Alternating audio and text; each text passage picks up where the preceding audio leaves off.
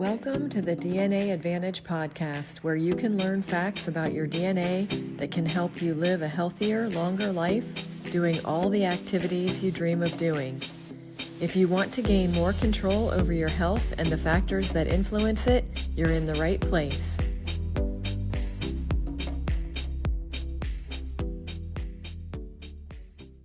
Hi, happy holidays.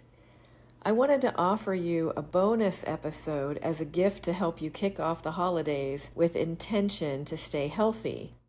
It's so easy to lose sight of our health and performance goals during the hectic holidays, and this strategy session offers steps to help you create a plan that works for you.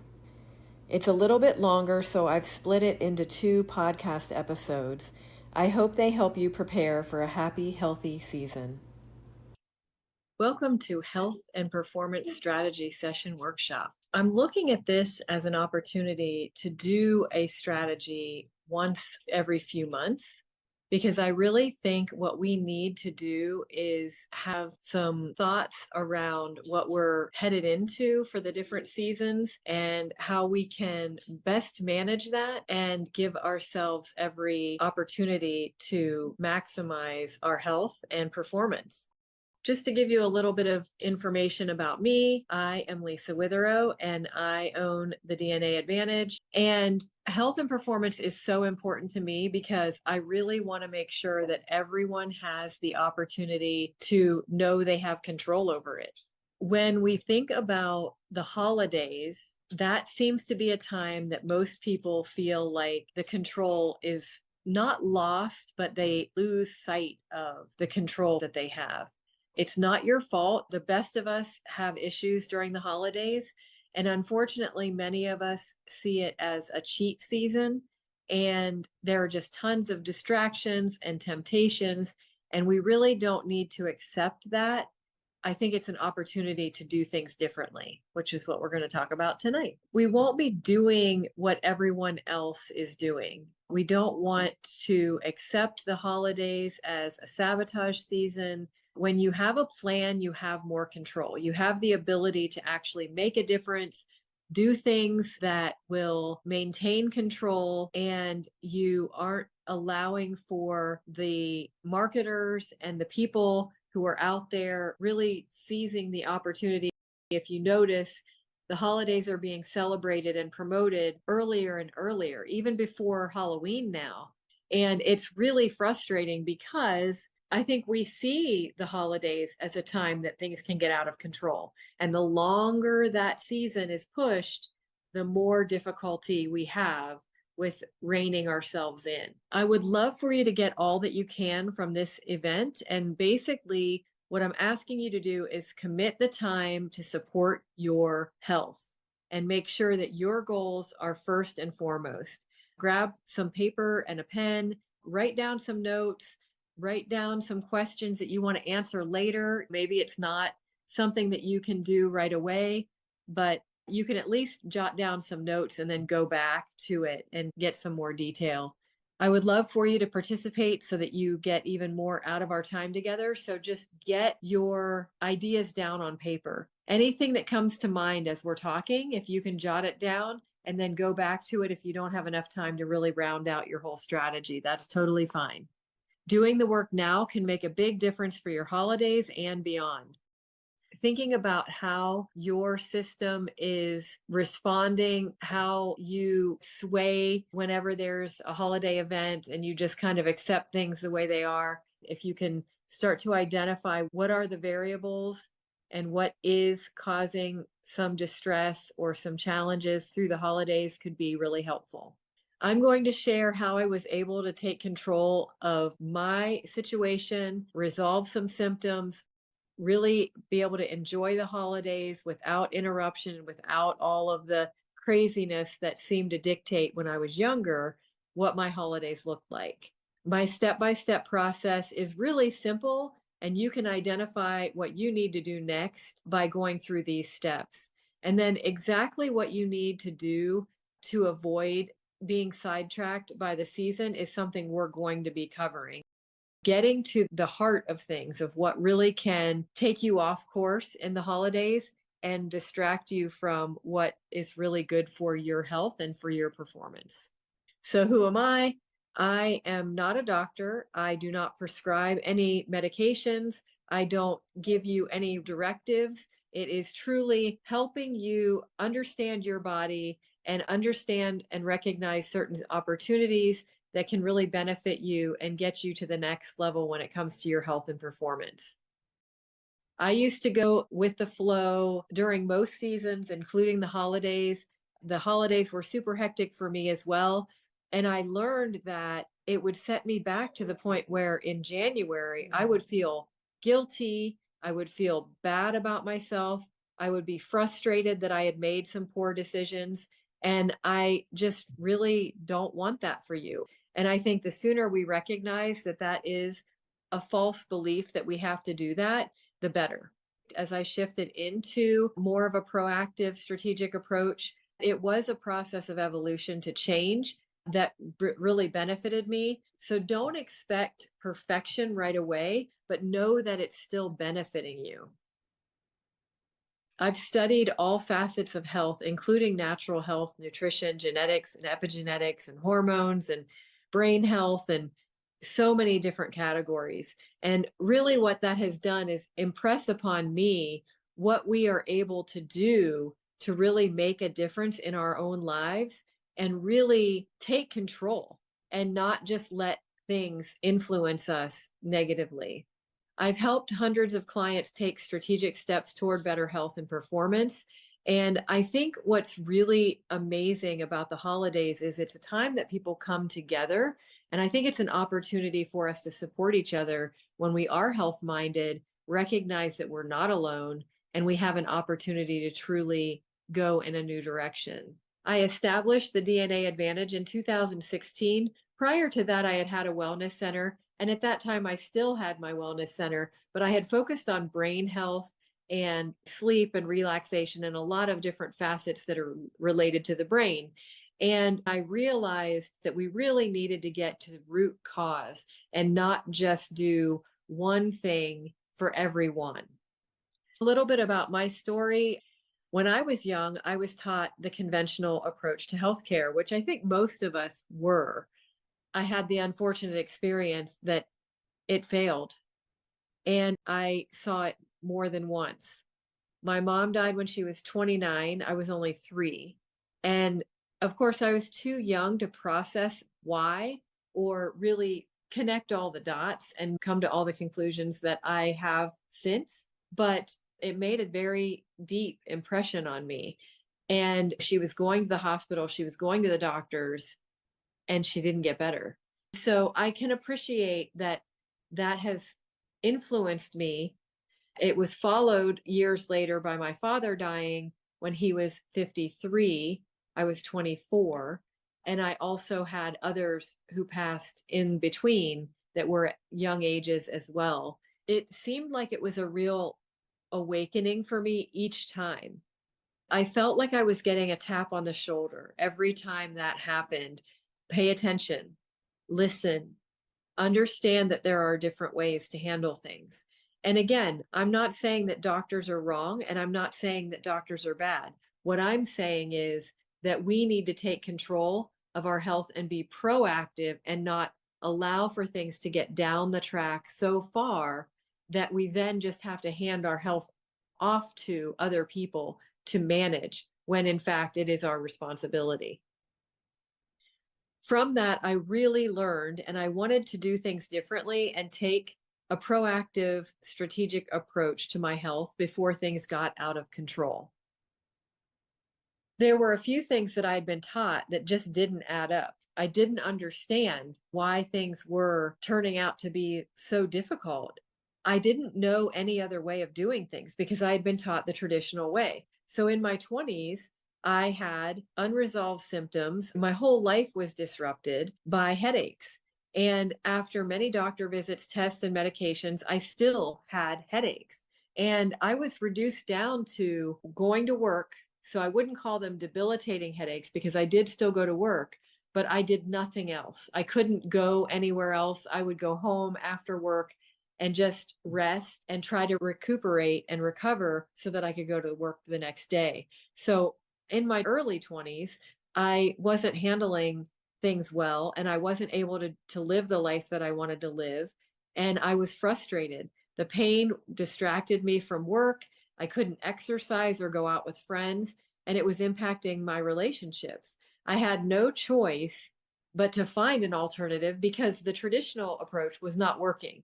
I had had an MRI, I had done blood testing and other things that I was told would help me, and nothing was helping me. And it was even taking certain medications and even some supplements, and I just wasn't able to figure it out.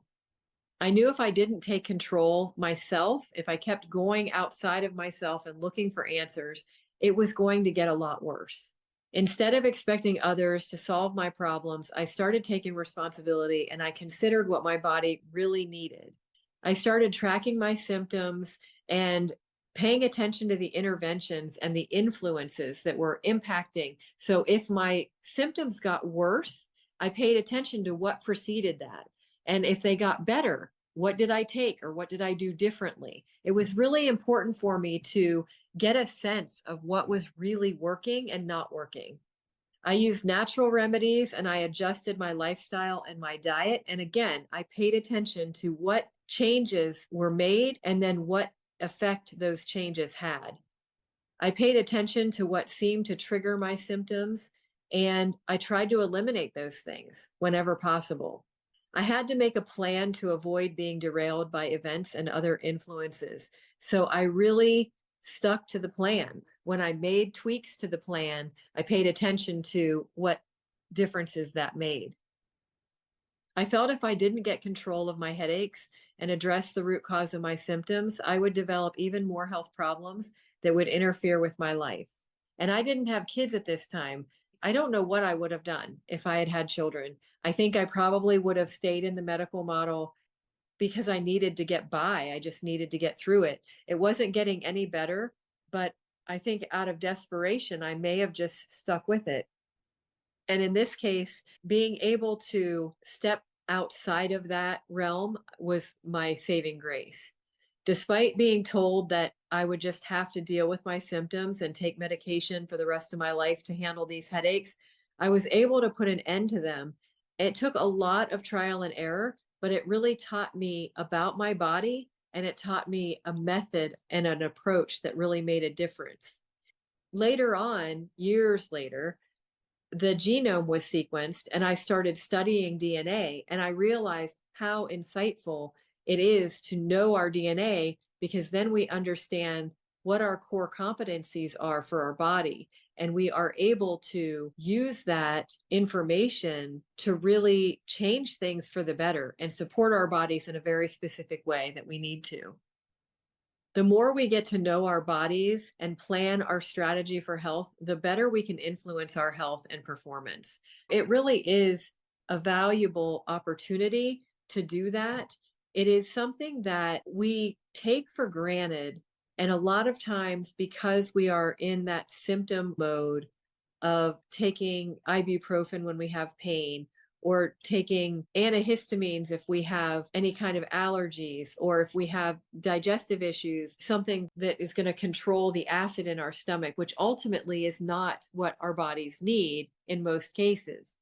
We do that to feel better, but we're not addressing the root cause. So we're unplugging the smoke detector and there's still a fire. And we need to make sure we don't do that, because that can result in much greater health issues. Here's what I found. The first challenge is stress in the holidays. During the holidays, they always present challenges with health and contribute to weight gain, mood issues, joint pain, and hormonal imbalances. Stress is always a part of holidays because there are lots of people, lots of activities. There are events where we're planning to entertain other people, and there's just stress that goes along with that. It doesn't mean that the stress is bad necessarily. I think some degree of stress can be very good. It's exciting, it's fun, but we need to be able to gauge what that stress is doing to our bodies and how we might be able to manage that in a way that's constructive. We can't avoid stress during the holidays, but we can recognize the contributors and what helps us balance it. The second challenge is overindulging. We can overindulge with sugar, overeating in general, where we're taking in too many calories and too many carbs. Our bodies are taxed, our liver is taxed. When we drink alcohol, we have additional taxation on the liver. And of course, it makes us feel terrible if we overindulge in alcohol the next day and sometimes beyond. Whenever we overdo it, we spend too much time, we spend too much money, we are overwhelming our systems with too much activity and too much demand. It really is something we need to pay attention to when we overindulge. We also need to think about challenge number 3, which is the emotional aspect of the holidays. We need to know the variables that impact our emotions during the holidays, because ultimately we all have a different perspective on this, because it can be the people that visit us. It can be having too many people in the house at one time that can cause emotional distress. We can have sadness of losing people on or around the holidays, or just missing people in general that were in our lives and aren't able to be with us anymore. So it's important to recognize that there is an emotional component to this. And sometimes having someone to talk to, having a group of people to talk to, and just discuss the impact that it has on us, be able to honor the individual's memories and honor each other who we're going to be spending time with, set boundaries, be able to set expectations, even for ourselves, so that we can actually get through it in a very positive way. Common holiday myths include that the holidays are meant to be indulgent and enjoyed without restraint. And that is the ticket. They are meant to be enjoyed. But when we look at it to the extreme, without restraint is really where the marketing comes in, because it's all about just go ahead and have another one and let's just make it more, more, more. We need to set boundaries for ourselves and appreciate that indulging in something, whether it's dessert or whether it's time off or whether it is giving ourselves time away from the gym, and we indulge in some relaxation where we're hanging out and watching Netflix instead of actually doing work. It's not to say that we can never do it, but we need to make sure we do it within a reasonable time frame and we're not overdoing it. You may also believe that you can just manage things as they happen during the holidays. It's interesting because when we are going through things, how has that worked for us? As soon as the moment arises and somebody offers us a drink, we'll just have one and it'll be fine. And then we end up needing to call an Uber to get home because we overindulged. Or we are planning to go to a party and we are really hungry. So we overeat and we eat a lot more sweets and sugar than we anticipated. Planning ahead and managing things proactively can be a huge opportunity during the holidays. Another thing I hear is that people want the holidays to be fun and spontaneous, so they question if they want to make a plan. They question whether making a plan is just going to completely annihilate any spontaneity and fun. And that's not true. We plan vacations, but it doesn't ruin them. I think we just need to appreciate the value of having a plan and how it frees us up from overdoing it and from spending too much money or eating too much and feeling terrible the next day or even that evening. We have to give ourselves a little bit of opportunity to reflect on experiences and realize that that's not at all what's going to happen. The fact is, if you want to have fun and memorable holidays and feel you've maintained control over your health and performance, you really need to set yourself up for success. You want to make sure that you realize that planning is critical. It can really serve us and give us an opportunity to not feel stressed and not feel like we're just on a whim and we have to just go with the flow all the time. What would your holiday look like if you had a plan for your health? Imagine being able to know that you are going to feel good all the way through the holidays. You're not going to gain weight. You're not going to feel stressed. You're not going to be losing sleep and feeling like things are just out of control. Imagine being able to know that you've spent quality time with the people that you love and seen friends and visited with people that you haven't been with for a long time, and really be able to reflect on the holidays and really have those memories. Also, I'd like you to think about who will benefit from you being your healthiest. When you put in the effort to be healthy, who else in your life is going to benefit from that? And how will it affect them if you don't protect your health? Is it something that is going to be a difficult experience for them? I know my kids expect me to be available whenever they have something going on. We want to make sure that we're thinking of how that affects other people and that we're making these choices not just for ourselves. We're not being selfish. We are looking at other people. When you have a clear vision and purpose, you can be much more intentional and know that what you're doing is valuable and it makes a difference. So, what we'll cover during this time, we're going to identify the overall health and performance goal. And step two, we're going to determine what you want as your top priority through the holiday season that will help you stay on track towards that goal. Step three will determine the factors during the holidays that could undermine your priority. And that's really important because when we know what is serving us and what is undermining us, we can gravitate towards those things and plan for the things that could take us off track. And then we'll create a strategy that will support your health during the holidays. And step five is implementing your health strategy to stay consistent and focused on your health and have a great holiday season. Thanks so much for listening to the Holiday Strategy Session Part 1. Today we covered the holiday challenges, which include stress, overindulging, and the emotional aspects of the holidays. If you find these apply, you may want to make a list of the specific occasions and situations where these arise in your holidays. And tune in tomorrow for part 2, which will cover the 5 steps to create your holiday strategy.